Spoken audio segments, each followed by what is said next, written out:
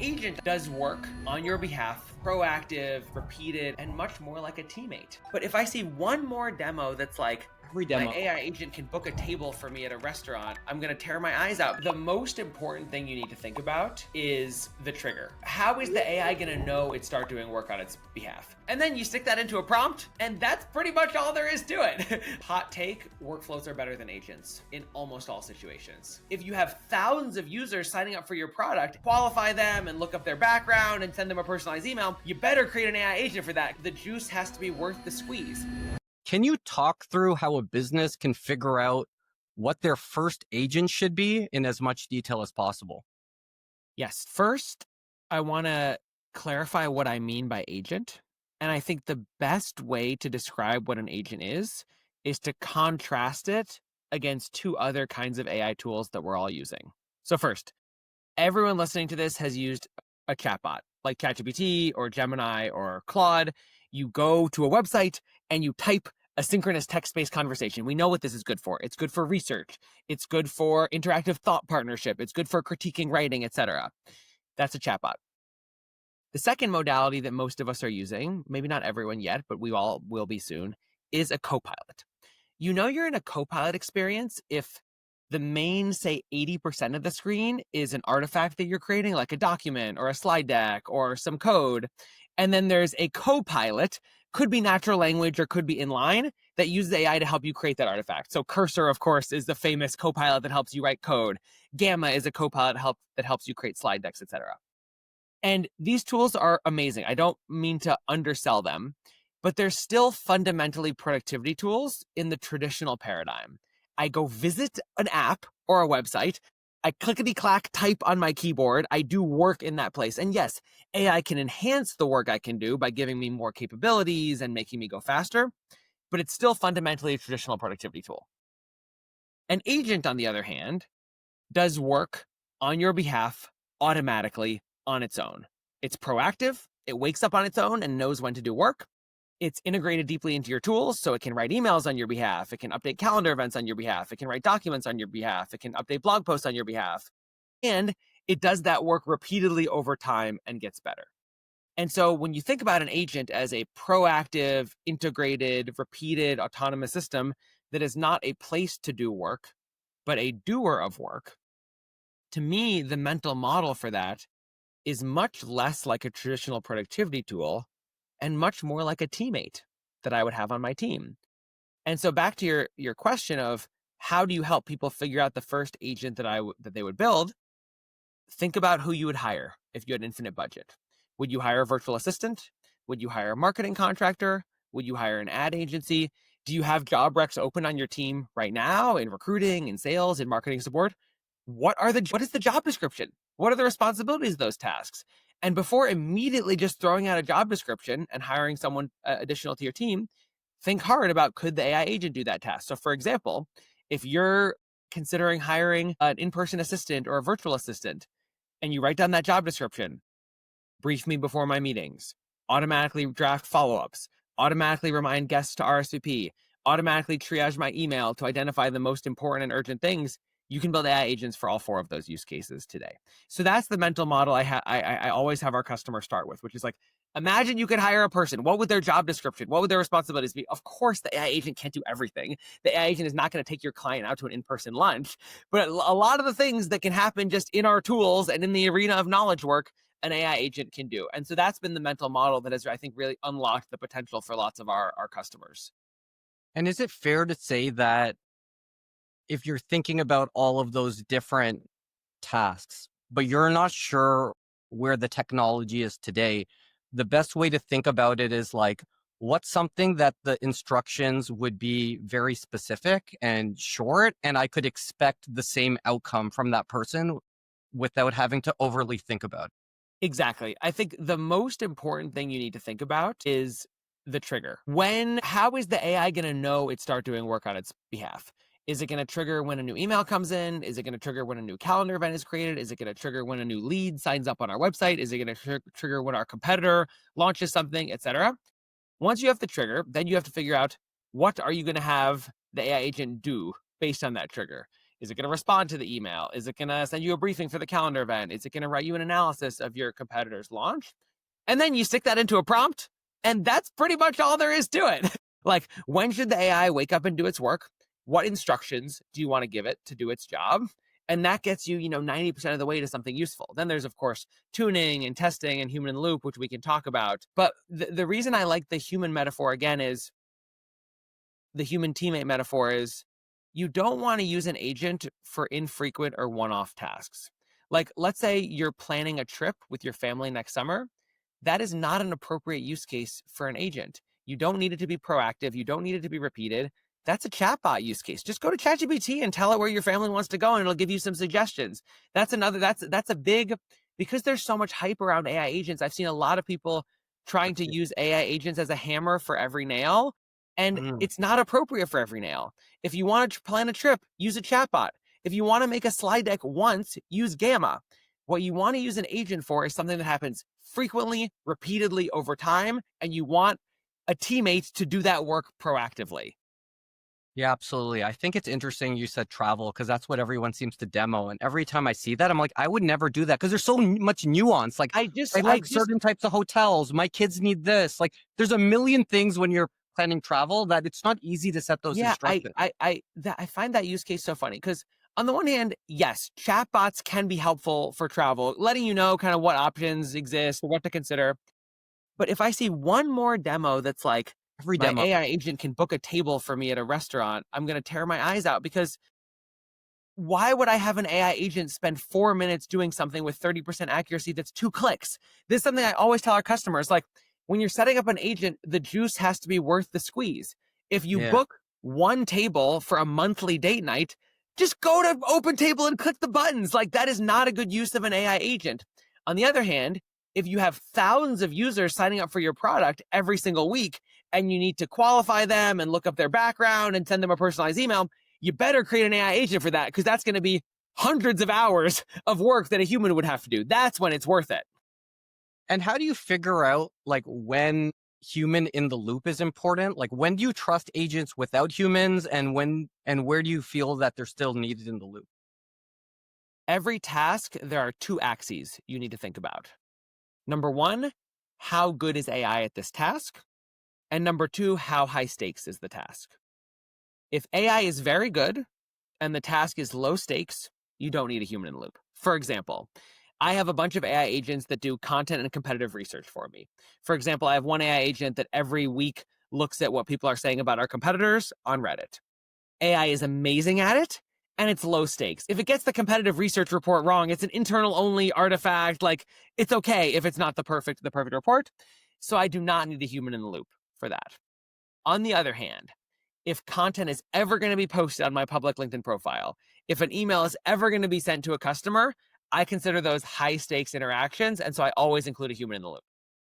No, I think that makes sense, right? I think research is such a great use case, like proactive research, Yep. because there's no stakes. It's just something you have to review Exactly. and It's then a you can do bonus. what It's you a want bonus. with You it. never would have done it yourself anyway. So even if the AI only does a B plus report, it's still a huge amount of value compared to nothing. Whereas an email follow up to a critical prospect, you always would have done that. And the AI agent can accelerate how you do it.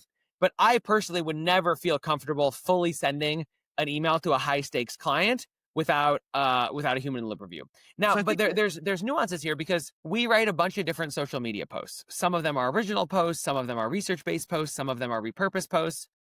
I used to have a human in the loop that would double check whenever I publish a new YouTube video, we automatically post about it on LinkedIn. And I used to have a human in the loop for that because I was like, oh, if it's going to go on my LinkedIn, I really want to double check it. And then after 10 times of just clicking accept, accept, accept, accept, accept, I realized the AI was good enough at that task that I didn't need a human in the loop anymore. I just threw that up there as well because it seems like that's what you're doing. So I just put that on Yeah. the screen. Yeah, exactly. So I think in content creation, I don't know if you can, yeah, LinkedIn. Do you see where it says LinkedIn post writer for new YouTube videos? Yeah. That second one in the middle column, that's the one where I used to have a human in the loop, and then I decided I don't need a human in the loop anymore because based on the transcript of a YouTube video and based on my voice on LinkedIn, it's just perfect every time. I don't need to touch it. Can you explain what you mean by your voice on LinkedIn? Like, are you using uh the human posts and replies that you've used in the past to make the agent do a better job? And if so, like, how are you thinking through that? And when did it kind of hit that critical mass where you think it's there?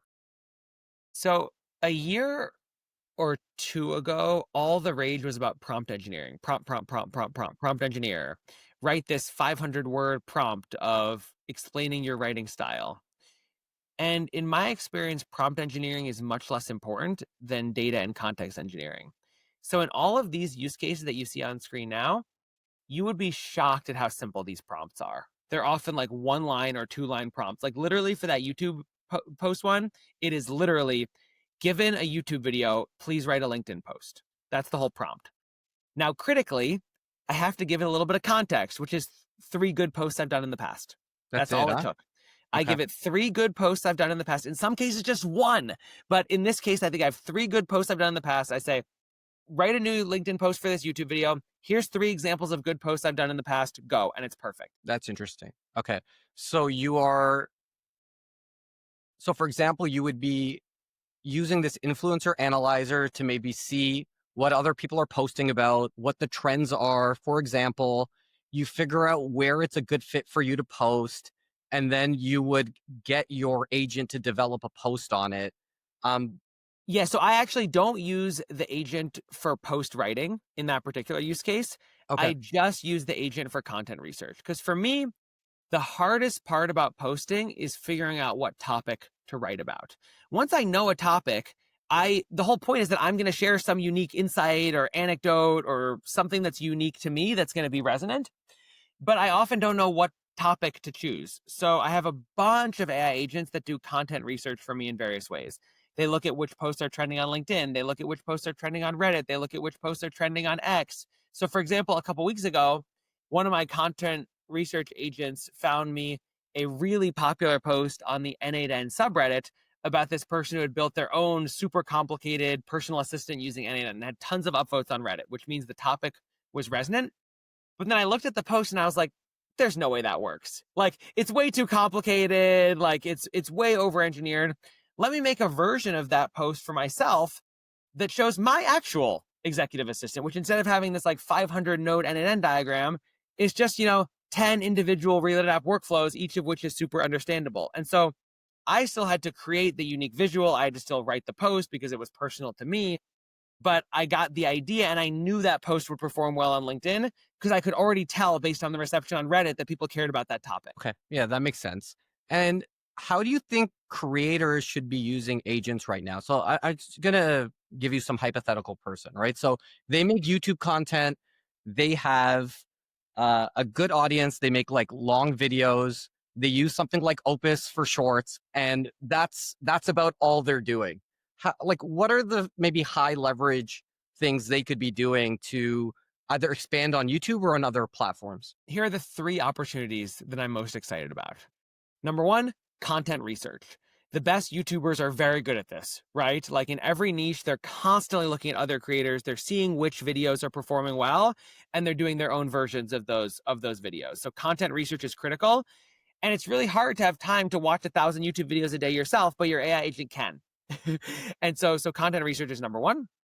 Then number two is engagement and follow up. So this may be less relevant to YouTube, maybe it is, but in my case, I'm selling a B2B software product. And so whenever anyone engages with our YouTube channel or with my LinkedIn post or my X, like I want to start a conversation with them. I want to know, like, are they a relevant target user for our product? What can I learn about them or their company or their role? And so the second thing I use agents for, anytime someone comments on or reacts to one of my LinkedIn posts, I automatically log them. I have an agent that automatically logs them in the CRM.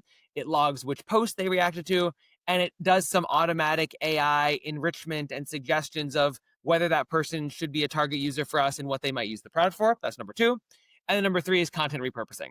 Like you're already doing a little bit with, you said turning a long form video into shorts on Opus, but got to get those things up onto X. You got to get them onto Instagram. You got to get them onto LinkedIn. You got to get them onto TikTok. And each of those platforms might have slightly different style of what you put in the title or what you put in the post. And so I found that an AI agent is typically not very good at creating original content, but it's very good at content repurposing. So those are the 3 things I would immediately do: content research, follow up and engagement, and content repurposing. Yeah, I think it can do it automatically, some of the content repurposing, like it can grab a transcript, it can make a post.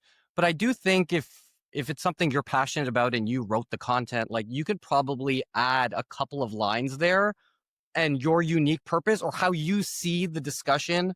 Like we're having this conversation. If I turn this into LinkedIn post, I would explain, okay, how do I see this trend being used? Give my unique point of view.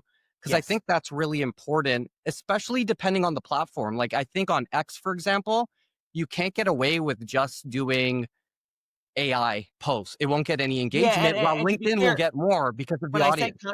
when I say content repurposing, I mean you have already created a nugget of original value in your Okay. video, and then the AI can help bring that nugget to other formats. The AI will not create that nugget of value, but if you've already made a great 15-minute long form video that has several nuggets of value, AI is pretty good at extracting those nuggets and then writing them into a LinkedIn post in a way that'll work on that platform. Okay. And are there certain things that you feel we're just not there yet? Like, for example, I tried to turn a YouTube transcript into like a LinkedIn carousel and bashed my head like 50 times. So it just feels like it's good to understand where the tech is right now and then just also be aware of the manual stuff you're doing now. And as the trend continues, then just automate with agents Yeah, when you can. I'll give you a perfect example of this.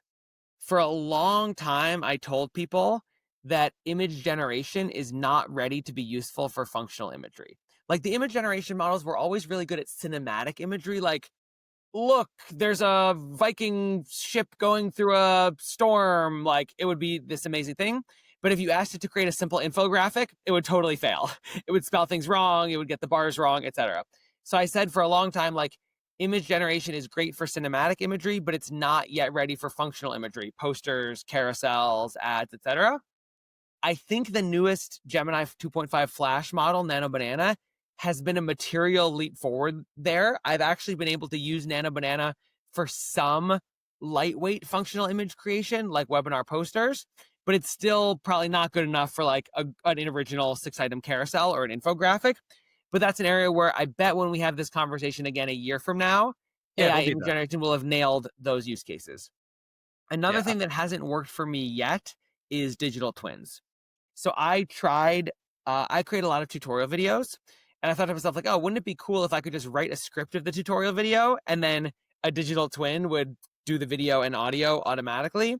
And I did not find that to be um, real enough to be credible. So those are a couple of the examples of things that AI wasn't good enough at yet, but I suspect in a year it will be. Oh, third example, have you played around with any of the computer use or browser use tools from OpenAI or Anthropic that like can automatically log into a website for you and pull down some of the content? I haven't found those to be reliable enough for real use in my agents, but again, within a year, I think we'll get there. And the only way to know this is to just play with it yourself. You just got to test it out and see like, did this work for me in this use case? If so, great. If not, I'll try again in 3 months. Yeah, I think you know, that just makes me think. So you're obviously trying to stay on the top of the trend because you're working in the agent space and essentially it's building like a flywheel for you, right? The better the agent get, the more agents you can use, the more you can show the agents, the more customers you get. How much time are you spending on content that's like useful today, like timeful versus timeless wisdom type founder content? 95% of my content is focused on use cases that are ready to be valuable today. Because everything that's valuable today will still be valuable a year from now. Like, but I'm really careful because again, our audience is non-technical SMBs. And so they typically don't have the technical sophistication to do more advanced use cases. And B, I really don't want to overpromise and underdeliver for them. So my my sort of personal brand in like my educational content on LinkedIn and on YouTube is simple, approachable, but actually works. And that's sort of the brand I build up. Like if I show a screenshot of an agent that I claim to use, I actually use it.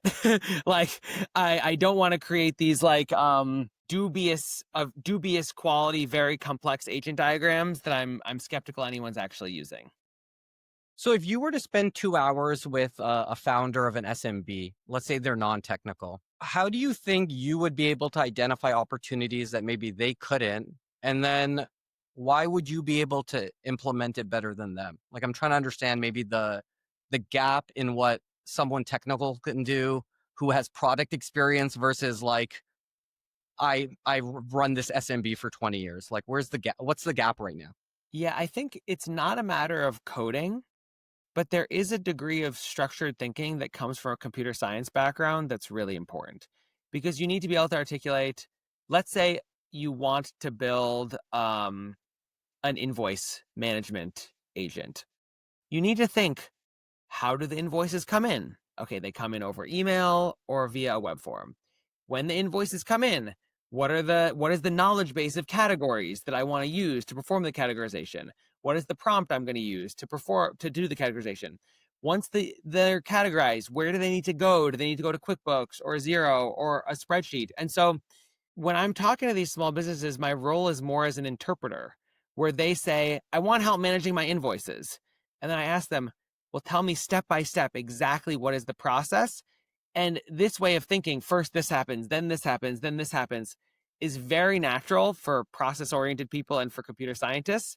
I found that it is not a natural way of thinking for a typical small business owner. And so what I help them do is turn their kind of abstract desire of like, I want help managing my invoices into a step by step specification that they can actually use for their agent. Okay.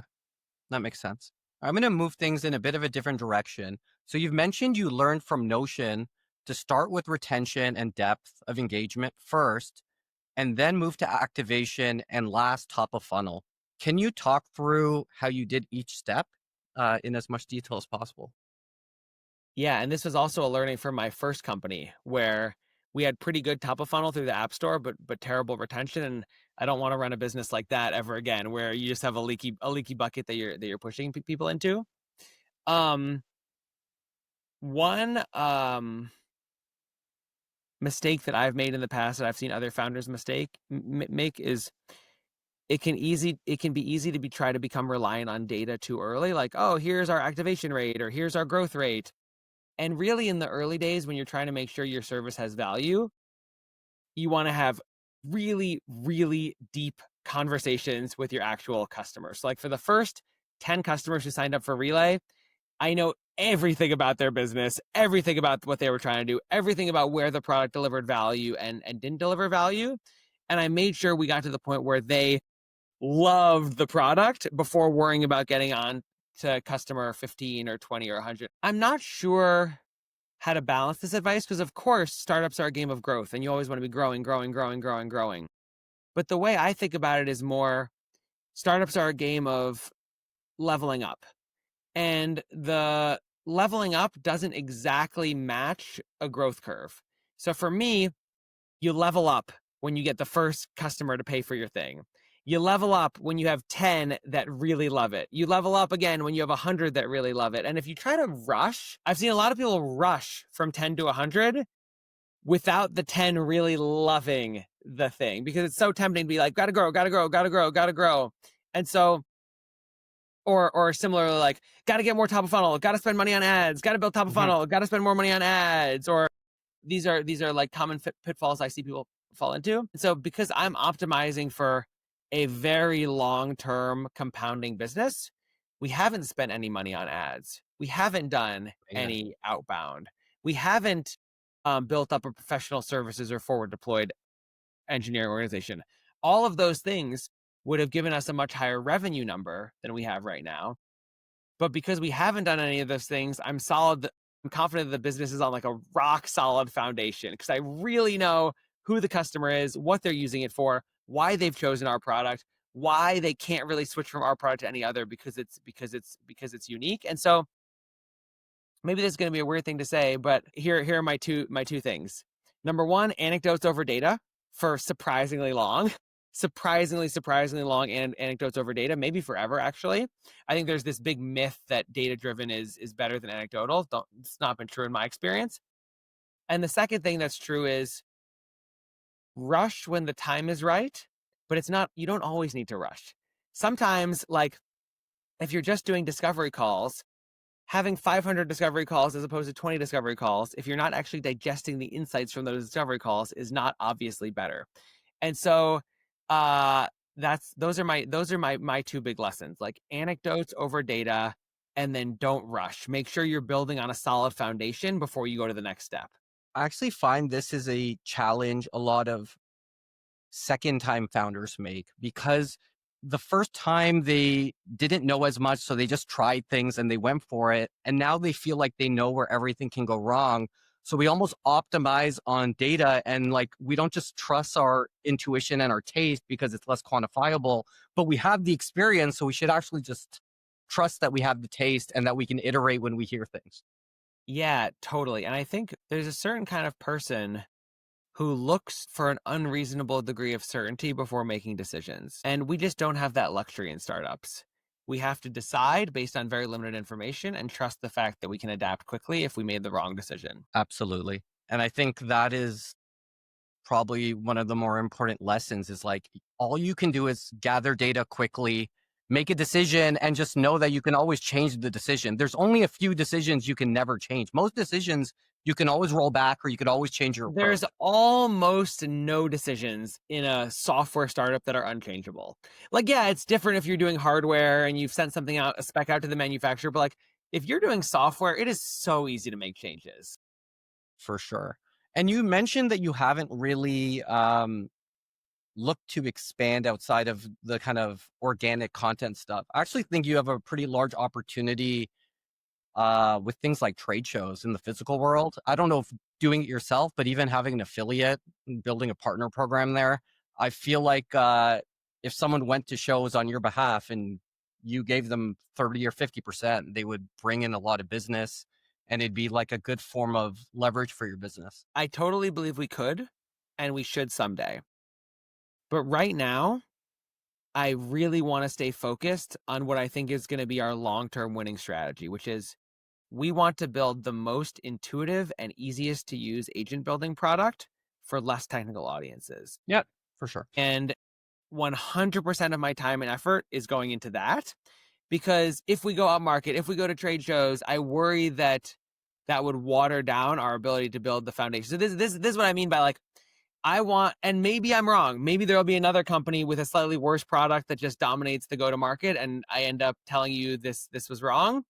But my intuition leans very strongly towards like I'm okay to grow a little slower to make sure that foundation is rock solid. No, I also Because think and just it's so easy to get FOMO. Like this is another thing that's so hard about this world we're in right now. It's so easy to look at these YC companies or Lovable or Cursor that's going 0 to 100 million in 1 year and constantly compare yourself to those. But you just have to run your own race. You have to run your own race, right? yeah, I think that's good advice in general. It's like run your own race, go with the strategy that makes sense for you long term. And to be honest, we live in a world that the best form of distribution is organic distribution long term. Because if you can build that, it's not going to go anywhere. You can always Because spend a lot of money and go in a different direction if you this is my want. fear. I have friends who have companies that spend $1 million a month on paid ads. And then when growth slows down, that's a really scary place to be because you have to keep spending $1 million a month just to maintain your user base at Yeah. that point. Whereas if we have a user base that's growing with no incremental spend, like it's such a solid foundation for us to be on. Absolutely. Question for you here. What is something most founders over optimize, but there's either a framework or a quick fix they could do instead? I think most founders, including myself, over optimize on expenses that don't matter. Like, who cares if we're paying our mailing list software $250 or $350 a month? Like, that is so irrelevant in the long term scheme of the business. It's the same as like when I go to Costco, if salmon is on sale for $1, I'm like, oh my God, I got to get salmon. That dollar has no impact on our long term finances as a family. And I think the same in a company. Like, people will agonize over buying a $50 subscription, and then they'll turn around and advocate for hiring someone who costs $15,000 a month. And so the quick fix for me is like almost ignore any expense under $1,000 a month, certainly under $500 a month, but agonize over every human you're adding to the team. Because I've seen too many people do the opposite. They agonize over the $10 expense, and then they're just like willy nilly about hiring. So I think that's really interesting. You had mentioned, I think that you have thousands of customers and you could see yourself getting to like 100K users with the same headcount. So I'm actually curious, how did your experience at Google, knowing how hard it was to move quickly and get consensus, Yep. influence your strategy to stay small? Yeah. So for a long time, we used to say you need big teams to do big things. And I just don't believe that's true anymore, especially in an age of AI where we have more leverage. And it kills me whenever I see a startup fundraising announcement say, "We raised a $50 million Series A so we can double the team and move faster." Not my experience. Like in my professional experience, the reason things move slowly is not because the core work is hard. It's because it's hard to get people to agree. And so inevitably, if the actual bottleneck to moving quickly is coordination cost, then small teams are going to move faster. Big teams can do more, they can have more throughput, but on any individual task, small teams can move way faster. And so to me, this is, I saw another tweet that kind of bugged me a few months ago. Someone said, "I want to prove that I can build a unicorn or $1 billion company with only 10 people, just like people prove that they could climb Everest with no oxygen."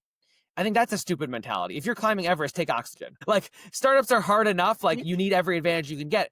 The reason I want to build a $1 billion company with a 10-person team is not because I want to prove that I can do something harder. I just think it's the best way to do it. I think it's the best way to build a great product and have a super high velocity culture. Yeah, you need to know what you're trying to do and what resources you need Yeah, and then execute with those resources. But you shouldn't take unlimited resources because there's actually a power in scarcity, right? Like totally. scarcity in money, but also scarcity in time, right? Like if you tell yourself you're going to get something done tomorrow compared to like 2 weeks from now, it's like Parkinson's law. Like that scarcity amplifies and gets things done. Exactly. And so for as long as we are a self-serve, word of mouth, inbound business whose success is driven by having the best and most intuitive product, adding more people than we have now would make it harder for us to execute on that strategy. Now, we're 10 people right now. At some point, we'll probably need a customer support person. We're doing a lot with AI, we're distributing across the team. At some point, we'll need a customer support person. At some point, we may need someone to help me with marketing. So I'm not saying we're going to be literally 10 people when we're at 10x or 100x the Sure. scale, But not but 100 people. we'll probably be way less, way less. I think we 50. could be 100x our scale with like 12 or 13 people. I can't imagine with our current go-to-market strategy how we would ever need to be more than 20 people. Now, if we decide to go up market and have an enterprise motion where we have sales and implementation and customer success, of course that would require a bigger team, of course. But in a world where we are a self-serve product that caters to small and medium businesses in a totally self-serve way, like I don't see any reason why we'd ever need to be more than 20 people. And I think there's ways to even expand the sales without having them as your headcount. Totally. Like already now we have partners that are selling our product. And I am very happy for the partners to get a disproportionate percentage of the economic value because it allows me to keep my operation simple. And that's Yeah, so valuable when to me. when I had Synergize, we gave the big partners 50% Yeah, and like our competitors were giving like 10 or 20 and then they closed like some six-figure deals with no effort on our part. And I'm like, yeah, you guys take the 75K and now we also have a case study from a large enterprise customer. Like there's so much exactly. value being added because they have trust that I don't have. So if I pitch it to them, I'm not going to have the trust that at that time it was like Cloud Sherpas or whatever it was. Right. They have the trust with the customer. So there are ways to scale, but without it hitting your headcount. And I think sometimes people want to hit their headcount because they can be greedy. We want 100% of the revenue. That might not be the right approach. Yeah, and I'm not advising anyone else on how to run their business, but I think for us this is the right approach. Awesome. So I'm going to end. Sorry, I have a question here. Give me a hot take or unpopular opinion you have and why. Hot take, workflows are better than agents in almost all situations. Sorry, say that again. Workflows are better than agents in almost all situations. And here I mean the technical definition of a workflow and an agent. So in a workflow, the flowchart of the task is predefined in advance, And of course, you have AI steps within it where the AI might classify the email or extract information from it or write a reply, but you've outlined the overall flowchart of the task. In an agent, you've basically said, triage my email, go. And Yeah, the yeah, yeah. tools you have available to you are you can write prompts and you can compose emails, etc. And there's so much hype about agentic experiences right now. And I think the concept of an agent that I mentioned earlier, doing work on your behalf, that's super powerful and important. But that doesn't mean you need to have the agent rediscover from first principles how to do the task every single time. If you know there's a good way to do the task, just write it into a workflow. And so, for example, like when OpenAI did its big announcement yesterday, and their agent builder only works via MCP, I think that's a huge mistake for most users to use MCP as opposed to deterministic integrations because you're introducing a ton of risk, a ton of non-determinism, a ton of latency, a ton of cost for no benefit. Yeah, I think it's a different market they're going after, right? Yeah, Like and now they're they're going building for technical teams and developers, but even so, like I see so many customers who are like, "Oh, but I want a real agent, not just a workflow." And I ask them, "Well, why? If you already what know, problem are you trying to solve? yeah, if you How do you know that solve you it, want to do the right? same 5 steps in lead qualification every time, just write down those 5 steps. Don't make an agent rediscover them every time from scratch." Yeah, that's interesting. All right, so I'm gonna end today off with kind of a fun question here. So I actually believe we learn a lot of lessons from the hobbies that we have growing up, and it kind of shapes who we are. So I know you played tennis at Cornell and even in high school in the days of playing doubles with Ian LaPhillip. Can you talk through your time playing tennis and if there's any lessons that stick out that have helped you as a founder? It's so funny. Um, so yeah, I was big into tennis growing up, and then I switched to squash in college, and I've been a big racket sports player my whole life. I think one of the things I liked a lot about tennis in both its individual form and doubles form was I learned very different things. In singles tennis, I think I learned a lot of mental toughness and emotional regulation because like you can feel like you're unstoppable one moment and it's totally hopeless the next moment and then you're unstoppable again the next moment. And that is very analogous to the startup journey. And so you learn to just like, keep powering through, keep playing your game, keep, hitting the right shots with the right fundamentals and it'll work out or it won't, but you can't let yourself fall for the big emotional swings. And then in doubles tennis, it's a totally different sport and a totally different dynamic because you have this shared energy with your team. And when they're down, you have to lift them up. And when you're down, they have to lift you up. And you have to figure out what they're good at and what you're good at. And that, and so those two together in different ways have actually been very good preparation for company building. Singles teaches you like the mental toughness, and doubles teaches you how to play to people's strengths and manage morale. Awesome. Jacob, thank you so much for your time today. Where can everyone find you? Oh, great to talk to you. Find me on LinkedIn. You'll see my posts there multiple times a week. And I also have a budding YouTube channel where I create tutorials of how to build AI agents. So if you're interested in getting your hands dirty with AI agents and using them in your business, those are the two places to find me. Thanks for your time, man. Thanks so much. Talk to you soon.